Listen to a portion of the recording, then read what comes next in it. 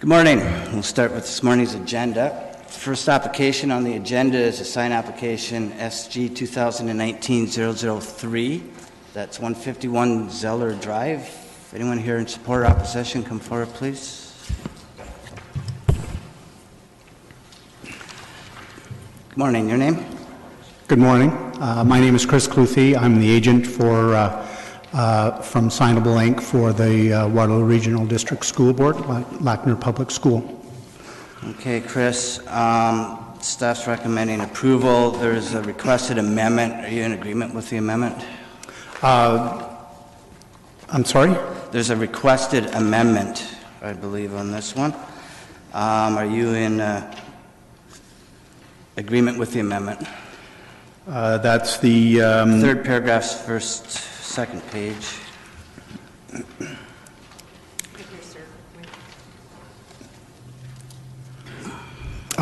Okay.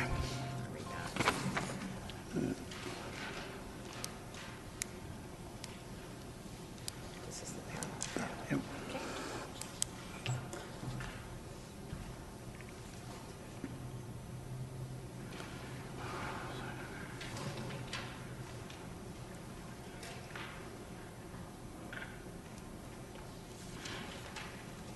Yes, I agree with that. That's no problem. The application's amended accordingly then.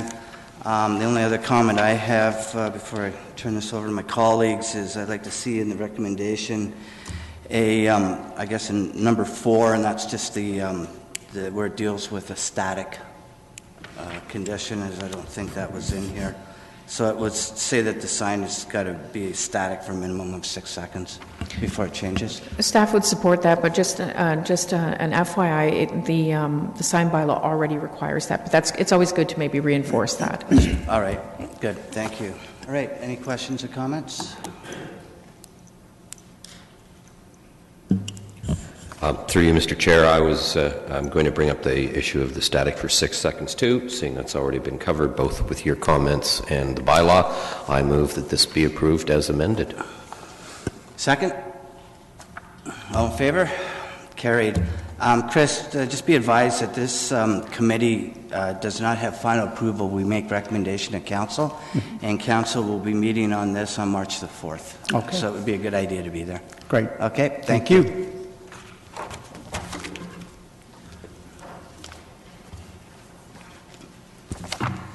Next application is SG 2019-004. It's 222 Chandler Drive. Anyone here support or opposition?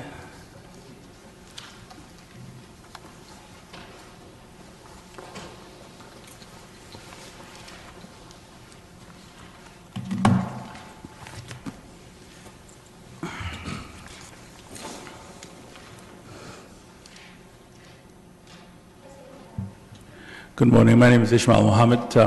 With the City of Kitchener. I'm the facilitator at John Ward Community Center. Okay, staff's recommending approval with conditions. Anyone have any questions or comments? Nothing? Motion?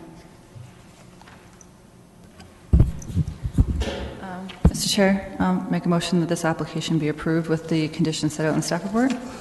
Second. Bob, all in favor? Carried. Thank you. Once again, council will meet on this for final approval on March the 4th. Thank you very much. Okay, thank you.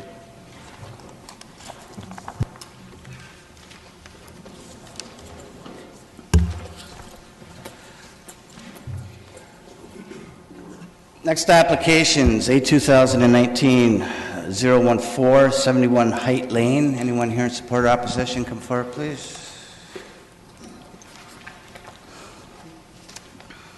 Good morning, John.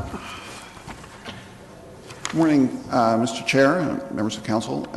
I'm just here to answer any questions that you may have regarding this application. My name is John McDonald and I represent the applicant. Thanks, John. Staff's recommending approval with no conditions. Does anyone have any questions or comments or motion?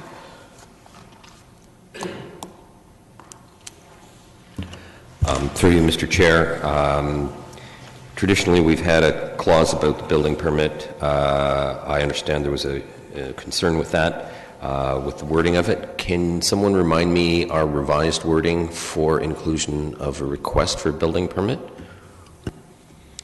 Through you, Mr. Chairman, to my colleague, I think we had suggested at the last meeting that you make the applicant apply for a permit, but not necessarily receive it. So if you want to go that direction, that's the suggestion.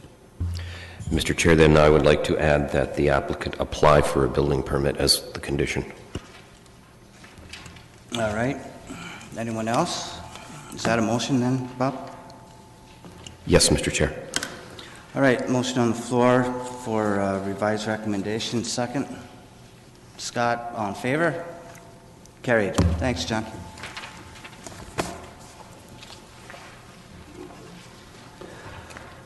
Okay, next application is A 2019-15, 66 Mount Hope Street. Support or opposition, come forward, please. I'll just note for the record that there was some letters of opposition that we have reviewed. Good morning. Good morning. How are you? I'm Mark Gibson. I'm the owner of the property. This is my wife, Vanessa Parks. Okay, Mark, staff's recommending approval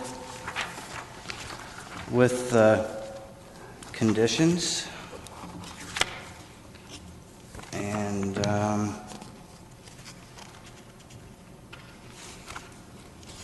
me see here. How did this application come about? We were approached in December of last year to submit a minor variance application after we began work on the property. Okay, but you started the work already, is that correct? That's correct, yes. I guess the other comment or question that I'd have, and we can direct it to staff, maybe parking, or Julianne can do this, is there was, I believe, the apron on the road. Is this the one? Hang on here. Sorry, I'm having trouble understanding you. Pardon me? Your question, I was having difficulty Yeah, understanding. hang on. Sorry. I just. Okay, when I'm looking at the site plan, there's an existing asphalt access apron that doesn't really line up with the driveway next door. And if there's a decorative pathway, are we proposing just to leave that like it is? So if I understand correctly, you were inquiring about whether the driveway apron should Be relocated? be relocated or removed. Yeah. We have transportation staff here today. If you want their opinion on that, I think that would be good. I'm not sure if there's, I believe there's a right-of-way over the driveway portion, and it's my understanding that it's in favor of the neighboring property owner, but perhaps the applicant can provide a little more information on that. Yeah, that would be good. And I guess where the question arises is that just visually it doesn't really line up with the driveway anymore since it's, but anyways, I'll leave it with you. Okay. If I could address that question? Yeah. The staff is correct that there is a right-of-way existing on the property. It covers 2 feet on extending from 66 Mount Hope to the existing structure that straddles the property line. According to our plan, our proposal, we intend to maintain the neighboring property's access to this right-of-way by providing, as you discussed, a decorative path which has been compacted so that it would support the weight of vehicles. And whether staff and the city need to determine the width of the asphalt lining up with that, I don't know that I can necessarily speak to that point, but that was our intention with the plan. And, All right. And as you can see, there's a proposed garden area. So I believe that's where the existing curb line cut, up. like the first curb cut would have Right. been, and for the driveway. And perhaps that's an opportunity to close that if it still allows the easement to be accessible. I think, again, we'd have to ask the applicant if that's still the intent. Yes, I'd like to confirm, staff, that that is our intent. We have no intention of anything obstructing the right-of-way belonging to our neighbors at the 70 Mount Hope property. No, I suppose it can anyways. It's No, of course it's we a can, right-of-way, and ultimately so- That's right, yeah. Yeah, yeah. Can I also just, I own 70 Mount Hope Street. Okay. We just wanted to clarify, so we're generally supportive. We understand the position that Mark and Vanessa are in terms of it's not easy with this driveway. It's been treated as a shared driveway since it was built in 1929. So for us, we used to park in the center of the driveway. Not having that access to park there, we're going to be using the garage going forward. So we just want to make sure that the materials of the pathway support vehicular access to the back of the garage, to ensure that they're durable enough to wear that over time. So that would be the only hope for us. Otherwise, we're generally supportive of the application as it is, understanding that there are others in the neighborhood who have not expressed such support.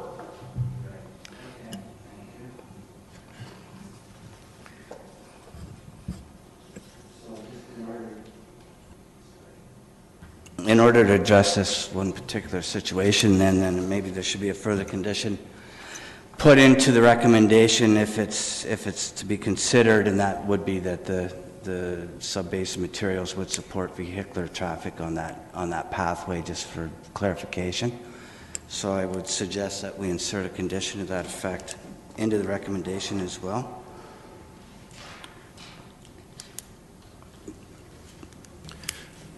Scott or Jennifer, whoever. Mr. Chair, I was just going to suggest that might be the intent of condition 1. Talks about access through to the garage of the rear and reinstating it to a decorative. Maybe there's some more language that needs to be in there about ensuring that it's durable for vehicular travel. Yeah, just maybe just tighten it. We'll just tighten it up a little bit, just to make sure that it's sufficient enough to support vehicular traffic. Yes, Scott? Mr. Chairman, before we get to the recommendation, I have several questions of the applicant and staff. Yeah, we'll get there. What we'll do, Scott, is we'll hear from the opponents first. I'm just doing a little bit of housekeeping here first, and then we can move forward. Yes, Julianne? I just wanted to add or ask whether the committee would consider if once it's ready to make its decision, the portion that is to remain as a decorative path, that obviously it has to remain accessible for a vehicle. Mm-hmm. But the portion that is being converted back to a garden, whether it's appropriate to then have a curb reinstated along that portion of the frontage. I don't know if that's something that the applicants could. Anyways, I wanted to throw that out there because it may not be clear through the conditions. So. Okay. If I can address that, I'd like to support that recommendation if it is tabled, because ultimately having a driveway there which is wider than the space for a vehicle, I wouldn't like someone, for instance, a delivery driver or a pizza, to pull up into a space thinking there was a drive there and be approaching our garden. If we could narrow it to the actual path that goes to the garage, that would probably be the most logical way to approach it. All right, I guess that comes back to my original question then. So okay. That should be, did you want to say something, Dave? Through you, Mr. Chair, I just want to ensure that the existing curb cut within our right-of-way curbing gets reinstated back in there, and boulevard treatment goes back in there. All right, so we'll just ensure that condition is in there then as well, in both effects. Okay, your opposition? Yeah, as well as 66 mile parking. Your name first? Yeah, really, as a resident there, we don't want to lose our street parking. I think the fact that they're permit parking spots, part of those houses, with the consideration of the amount of parking on that street, all of us did our due diligence before we purchased our houses, knowing that we were comfortable with the amount of parking on that street. There's numerous other houses in Kitchener-Waterloo with parking issues, i.e. zero parking. And I just think that things are being forced on us that, like you're going to take away stuff that you already issued us, as in permit parking. Are you changing, we just want you to uphold the bylaw that's already been set in place by the City of Kitchener, i.e. setbacks, widths, and such like that. So we're not asking for anything more than you people have already deemed us to have. I think, I'm not sure how many people have put in anything electronically. I may be the only other person here, standing here other than this gentleman here, but I'm not sure that any of our complaints have been heard or respected. And I'm not sure we can decide this today, but this has been a 100-year-old house, because I have one in the neighborhood as well. All of a sudden it's an issue, and all of a sudden we're supposed to swallow this. So I think as the taxpayers, as people that purchased these houses with existing conditions, knowing what they were, and I'm speaking for me right now, I'm not willing to give up what you people have already deemed as mine or ours in the neighborhood. That's pretty much what I have to say. Okay, thank you. If the committee wishes, we could provide some background. We have people here from transportation that could provide some background on what the gentleman is referencing. So, Sure. yeah. Fine. Through you, Mr. Chair, I can just point out that the permit-only parking in the hospital areas, we do give out permit visitor and guest permits every year to the residents in those areas. That being said, that the permit parking restricts you need the permit to only park from the hours of 8 a.m. to 6 p.m., after which it's open to anybody, and it's just a typical regular on-street parking space. From my experience, we just would look at it from a curb cut perspective and whether that is supportable from staff.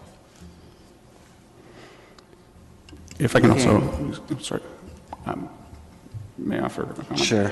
Also, the representation that we were reducing the on-street parking by 2 spaces is materially incorrect. The space between 66 Mount Hope's existing asphalt access and that of 64 Mount Hope is 18 meters, allowing for the 1.5 meter required setback to a parking space, and then a 5.5 meter end space, according to the on-street parking bylaws, allows for only 2 parking spaces between the properties to begin with, and ultimately we are only reducing it by 1 by that logic. If staff could confirm. Through you, Mr. Chairman, I agree with that. Based on my own measurements, that makes sense. I guess in essence, you're really taking one off the street and putting it into the front of the property, are you not? Yes, and as I mentioned, it's not. The on-street parking is meant for guests. It's not necessarily, for every homeowner. Right. It's an amenity available to all. Okay. Scott? Yeah, while we're on the issue of staff, so just so I'm clear, you don't issue overnight parking permits for residents in the area? Through you, Mr. Chair, that is correct. The permit only, in that specific area, the permit parking is only restricted to 8 a.m. to 6 p.m., after which it's your typical 3-hour maximum, and no overnight parking during the months of March or January to March, and any other general bylaws that would go with on-street parking. Thank you. One more thing that I almost overlooked is there is a requested amendment to this application, and you're in agreement with that amendment? Yes, we understand that in December the bylaws were changed regarding the minimum width requirement for a space, and that's no longer relevant to this application, so we agree with the amendment. All right. Is there any other questions or comments? Motion? Yes, Scott? Just have a couple of questions for the applicant. Just confirming it is a detached dwelling that we're dealing with, not a duplex? Correct. Okay. And are you intending to park 1 or 2 cars out front? We're intending to park 2 vehicles out front under the revised bylaws per December, where now a driveway up to 5.2 meters in width will support that, and it no longer requires the 2.6 meter space for the stalls. Okay. And do you have a mutual right-of-way between 70 and 66, or the right-of-way is simply 66? It's simply that 70 Mount Hope has a right-of-way over 66. We've searched this exhaustively and have 2 letters of legal opinion to support that. And did you do the work in the road allowance, or did you have somebody contract that work for you? Very unusual. I had someone do that work for me. I'm not skilled in these areas. Okay. So you weren't aware that you shouldn't be doing an old curb cut, you should be phoning the city? To be perfectly honest, that one I did not realize. Ultimately, when I searched this, I noted that the City of Waterloo has a curb cut registry. I did not find an online reference to a City of Kitchener curb cut registry. I acknowledge that that deficiency is ours. We didn't find it, and therefore understood it not to be a condition.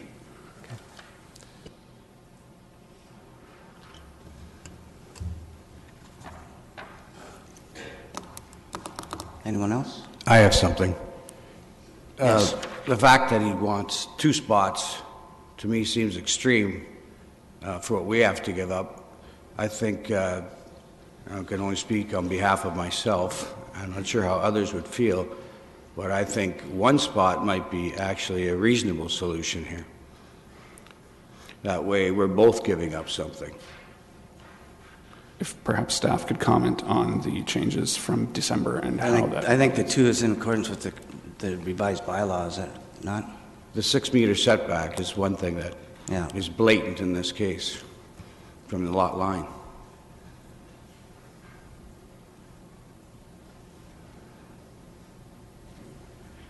And why are we, why are we not upholding that standard? Dave? Through you, Mr. Chair. We have supported other applications where we have a reduced parking setback, and it was my analysis when I did this that they should have at least 1 parking space, and if it's a reduced setback, that was fine. Okay. All right. Anyone else have any questions or comments? Motion? Sorry, I just have one question. Through you, Mr. Chair, to staff. Does staff have any comments? I know there's no one here from forestry. Any comments on the tree and the potential impact on that street tree? Through you, Mr. Chair, to answer Ms. Meter's question, yes, staff was in contact with, after receiving the emails from the resident, staff was in contact with our forestry department. If a tree is removed on private property, even if it straddles 2 properties, the matter is a civil matter that has to be dealt with between the 2 property owners, or if it's damaged, for that matter as well. If the root system on another property is damaged, even if there's not a removal on the adjacent property. If it's a city tree, then of course there's a different process. In this case, it appears through our forestry department's information that this was a private matter and that it would have to be dealt with through civil, as a civil process. Does that answer your question, Ms. Meter? Yeah. It does. I just have one follow-up question on that for the applicant, if they're able to answer. Is there any expectation that any of the works will be excavating down through the existing compact? Like, I know the ground's probably already compacted because of the existing condition, and the tree roots are probably below that, but is there any expectation that you're going to be excavating? No, there will be no additional excavation. And ultimately, the location of the property in question has been excavated at least twice in the past before we owned the property. There were previously shrubs that ran along the property line there, and when we purchased the home in 2017, the house had already had its entire front lawn excavated and reworked by the flippers who sold it on to us. Subsequent to that, one of the utility companies actually came and excavated at that exact spot, removing an entire tile of the sidewalk and leaving a 4-foot hole in our front lawn when we purchased it. So the space in question has already been excavated before this work began. So if any root disturbance was there, it happened in 2017. Just one follow-up question to staff, just confirming again for everybody here that 1 parking space per unit is required for a detached dwelling? That's correct. Okay. Mr. Chairman, based on what I'm hearing, I think the reasonable compromise would be to modify this application to require 1 parking space, but I have a feeling that the rest of the committee is not in agreement with me, but I can't support it as it's currently proposed. I think the work being done without permission has got me leaning negatively.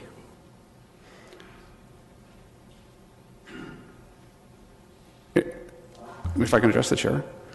If the bylaws no longer preclude the parking of 2 vehicles on a space which is 5.2 meters in width, is there anything that would prevent us from treating this as 1 spot and parking on the widening?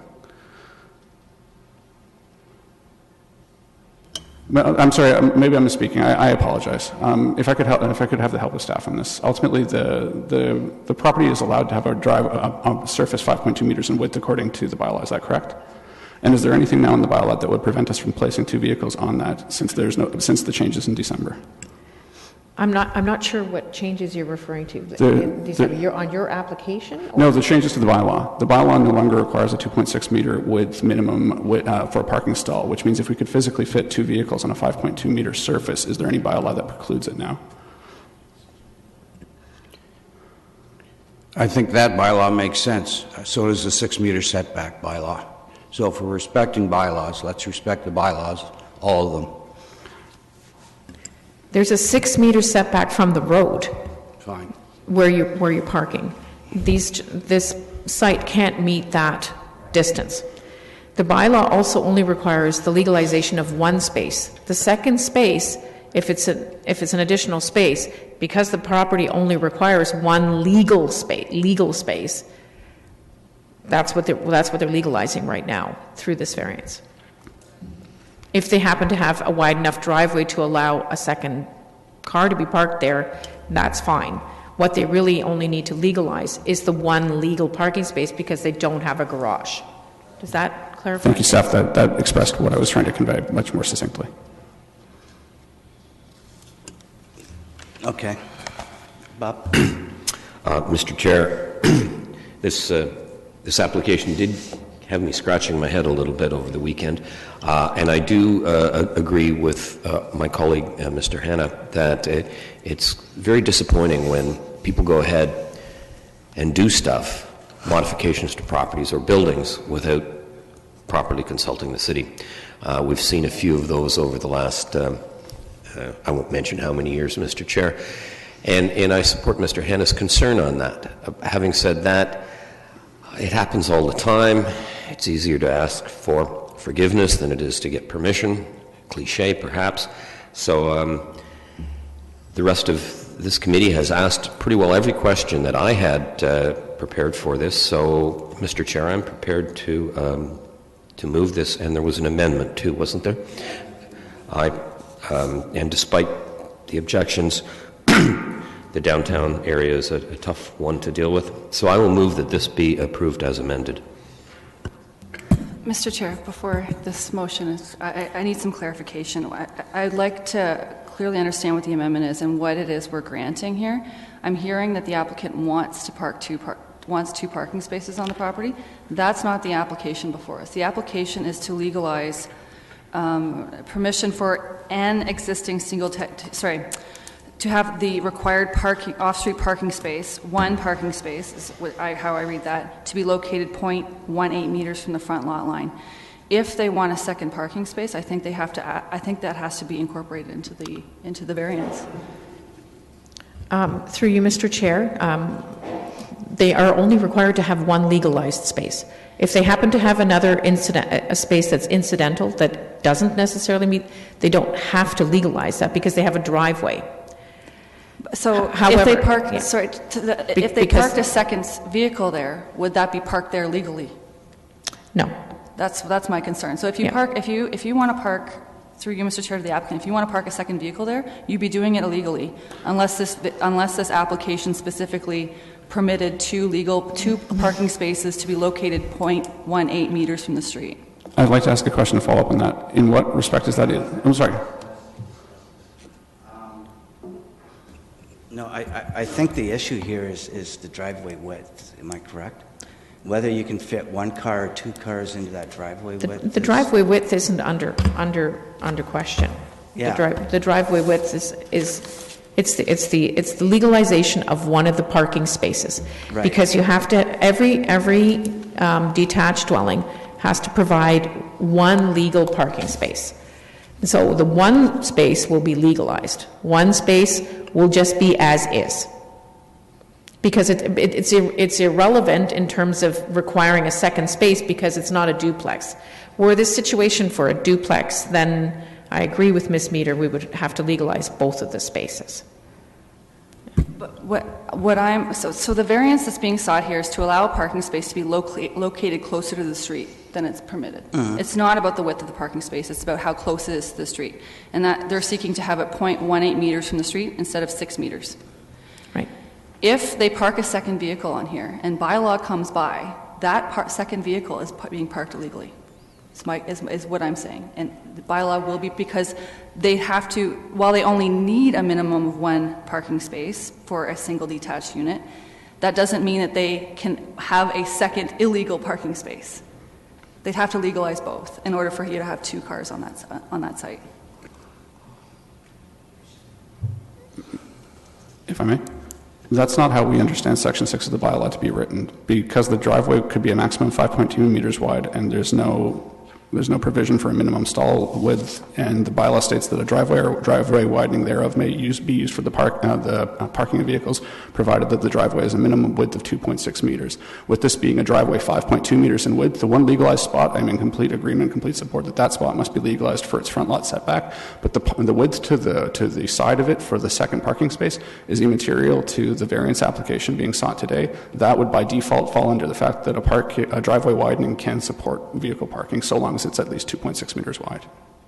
The entire driveway, I mean. So 5.2, we would be able to support 2 spots legally. It would not be something that bylaw would ticket us for. I voiced my concerns, and it appears that I'm alone in my interpretation, but so I'll just leave it at that. Happy to second the motion. Motion is second. All in favor? All opposed? Carried. Thank you. Thank you.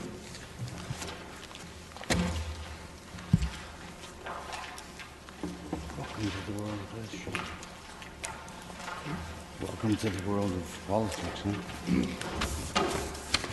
Doesn't matter what the neighbors think. Okay. Next application is A2019-16, 36 Gordon Ave. Supporter opposition, come forward, please.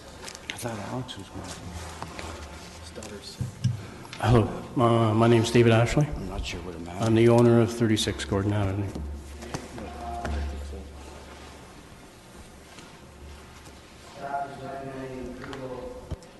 Sorry. Staff is recommending approval with conditions. Have you read staff's report? Do you have any questions, comments? Yes. Okay, you're in agreement with the conditions? Yeah, my intent was to have it paved. I actually have the contractor lined up. I was just waiting for approval. They're set to go in the spring. All right. We did receive some opposition in writing, and I gather they're not here today to voice their opinion. Does anyone have any questions or comments? Scott? Just several questions for the applicant. It is, just confirming, it is a duplex we're talking about here? Yes, it is. How many total bedrooms have you got in the facility? Total driveways? Bedrooms, yeah. It's a shared driveway, so technically I don't have, there's no parking between the houses. It's bedrooms I'm after. Bedrooms in the duplex. How many bedrooms? Oh, how many bedrooms? Yes. Sorry, 4. Okay, thank you. It looks like you have a 2-car garage at the back with surface parking. So I'm very curious as to why your need then to widen and provide additional parking out the front. You can't tell by looking at the aerial photograph, but the backyard slopes down quite a lot, and because the neighbor's driveway or neighbors has raised their property, all the runoff runs through there in the winter, and I have a severe ice problem.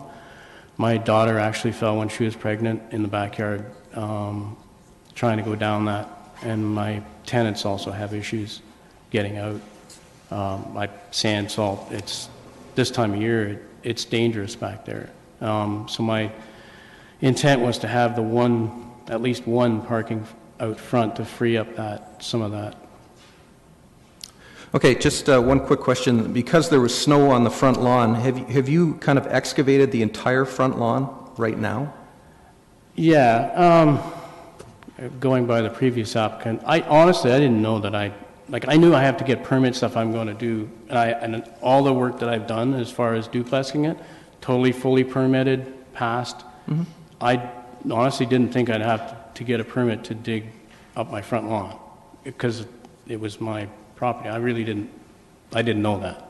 I found out real quick that I did.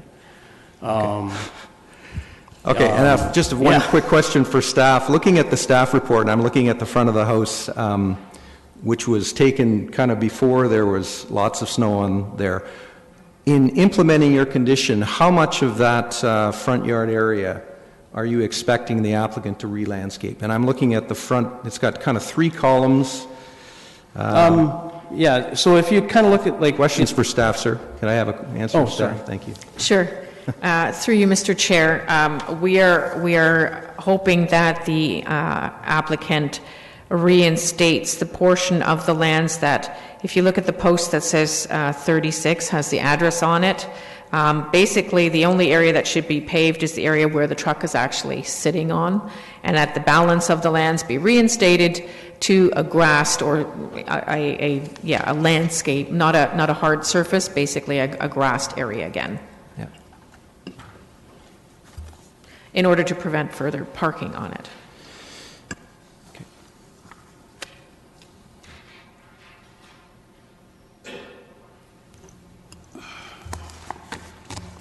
Anything else, Scott? No, Mr. Chairman, I'm just trying to figure out a way of putting some dimensions on this area. I guess it's to the satisfaction of the Director of Planning. I'm just going to leave it the way it is. I just hope that staff will reinstate about at least 2/3 of the front. Through you, Mr. Chair, that is the intention of the recommendation. Right. Okay. Okay.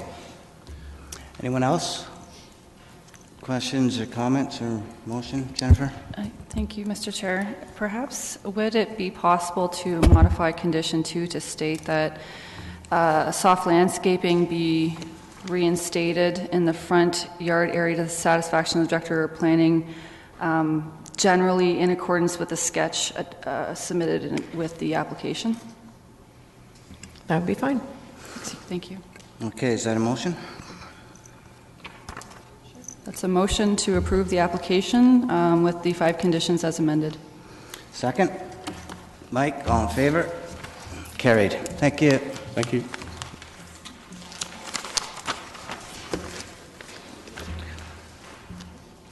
Next application is A 2019-17, 6 Paganot Ave. Supporter opposition.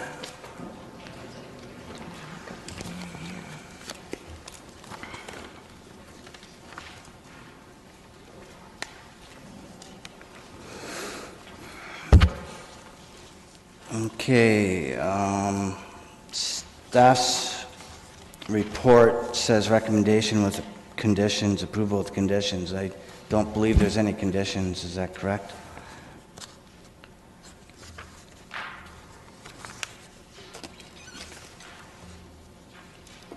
Sorry, pardon me?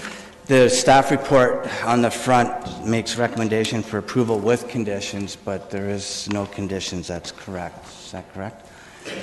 That's correct. Okay, so it's need to probably revise staff's report just to remove with conditions for clarification, I would think.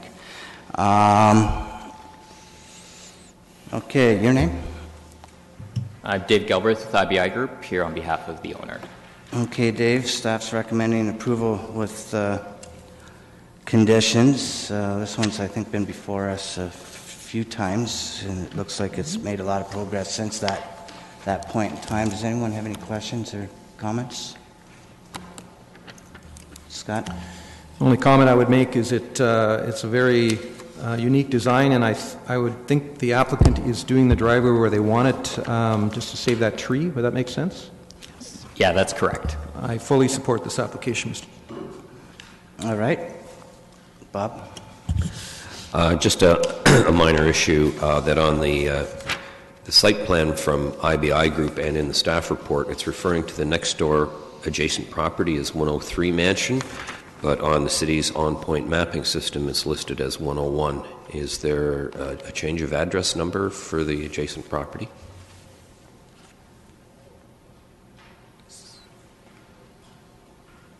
I don't believe so. I'm looking at the aerial, and it looks like it's 103 to me. It's quite small, but yeah. Yeah, I believe it is 103. Yeah.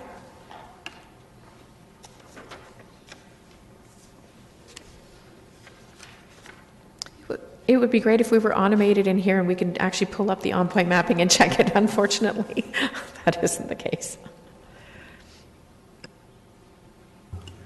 It was just a minor concern on my behalf as to whether it's 103 or 101 Mansion, but seeing this application really is nothing to do with that particular piece of property, I'd be prepared to let that go by the wayside.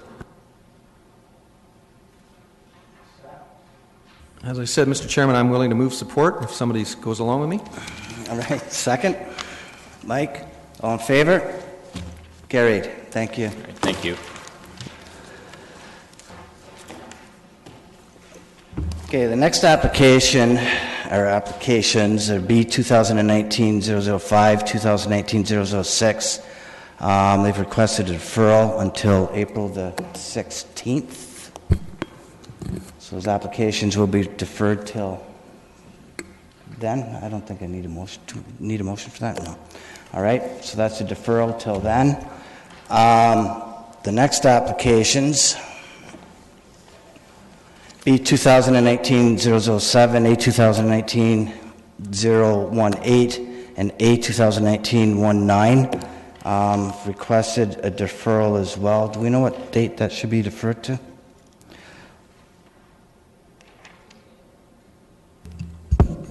The applicant has requested a deferral because they require an amendment to their application. They've submitted for the March meeting. For the March? Okay. And it will be re-advertised, so you don't require a deferral motion either. Okay, so that'll be deferred to March meeting then.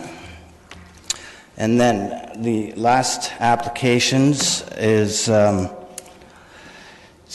2019-001, CC 2019-002, CC 2019-003, CC 2019-004. Supporter opposition, come forward, please.